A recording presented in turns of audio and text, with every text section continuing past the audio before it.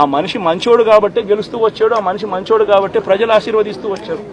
అటువంటి వ్యక్తిని తీసుకొని వచ్చి తప్పుడు కేసులలో ఈ మాదిరిగా బిగించడం ఎంత మటుకు ధర్మం?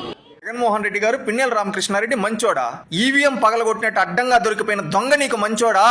అనేక మంది బడుగు బలహీన వర్గాలు ప్రాణాలు తీసి గొంతులు కోసినోడు మంచోడా జగన్మోహన్ రెడ్డి? సూటిగా అడుగుతూ ఉన్నావు. నువ్వు అవునులే, ఎందుకంటే నువ్వు బాబాయిని చంపావు, అతనేమంటే బడుగు బలహీన వర్గాల వ్యక్తులను చంపాడు, ప్రజాస్వామ్యాన్ని చంపాడు. అలాంటోడు నీకు మంచిగానే కనిపిస్తాడు. నీలాంటి రౌడీకి ఎక్కడైనా నీ రౌడీ బుద్ధి మార్చుకో. ప్రజలు నిన్ను చీకొట్టి 11 స్థానాల్లో ప్రతిపక్ష హోదా కూడా లేకుండా కూర్చోబెట్టారు. ఇంకా సిగ్గు లేకుండా బయటకు వచ్చి నేరస్తులకి వంట పాడుతూ నేరస్తులను వెనకేసుకొని వస్తున్నావంటే ముందు నిన్ను వేసుండాలి జైల్లో. వేస్తే బుద్ధి వచ్చేది. ఎక్కడైనా మారవయ్యా జగన్ రెడ్డి. ఇలాగే ఉంటే రేపు నిన్ను ప్రజలే రోడ్ల పైన కొడతారు. గుర్తుపెట్టుకో జగన్మోహన్ రెడ్డి, ఇక్కడైనా నీ పద్ధతి మార్చుకో.